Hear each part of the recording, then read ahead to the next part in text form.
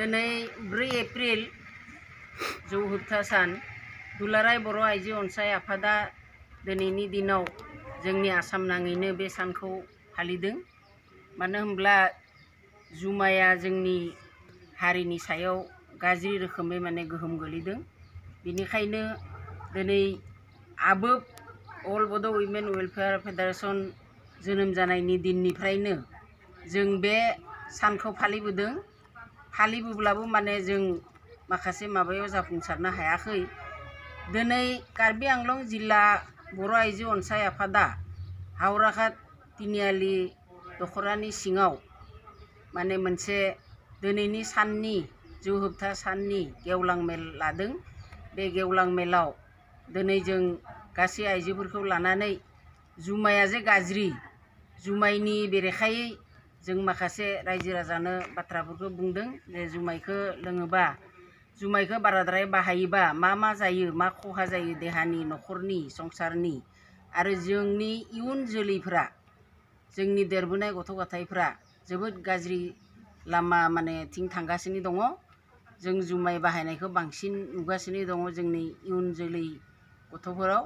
आरो बे जुमायनि थाखायनो बहुद गथ'फोरा एक्सिडेन्ट जानानैबो जाब्रथाय जानानै थैनायखौ जों नुनो मोन्दों। आरो जोंनि न'खरनि जायफ्रा गाहेला हौवाफ्राबो बहुद जुमाय बाहायनानै जोंनि आइजोफोरा गोबाङानो रान्दि जानायखौ जों नुनो मोन्दों।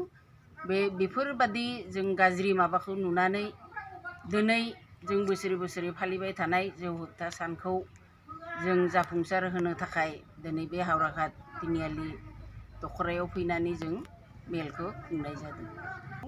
बे समावनो आं दिनै आसामनि मानगोनां गिबि मन्त्रि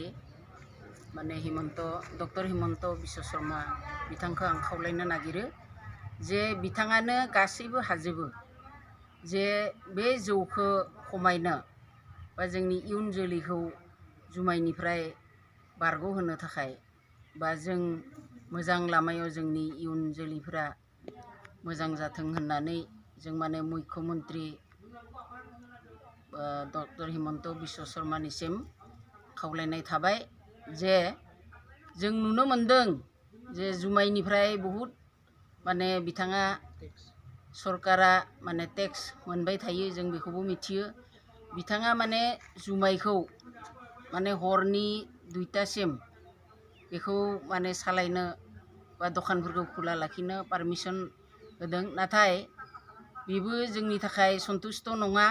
जों बेयाव इसिबां सम हरनि 2टासिम समखौ होनानै गोलाव समखौ गोबां जुमाय लोंग्राफोरा बेयाव बाहागो लायो, लोङो, ओरियो। बेनिखाय बेबादि टेक्सफोरखौ गुबुन राहायैबो जोंनि गिबि मन्त्रि डक्टर हिमन्त बिश्व शर्मा सारआ जे गुबुन बिथिंनिफ्रायबो बे टेक्सफोरखौ माबानो हायो, खिन्थु जुमायनि खेथ्रआव एसे जों माबानायखौ मोजां मोनाखै।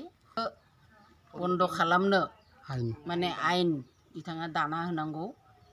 जेरै उन्दै बैसोआव हाबा लानाय, बैसो जायैयावनो हाबा लानाय गथ'फोरनि थाखाय जेरैबायदि आयेन बानायनो हादोंब्ला, बे जुमायखौ होबथानायनि राहाखौबो बिथाङा लानांगौ। जों बेखौ लायोबा जोबोद गोजोननाय मोनगोन।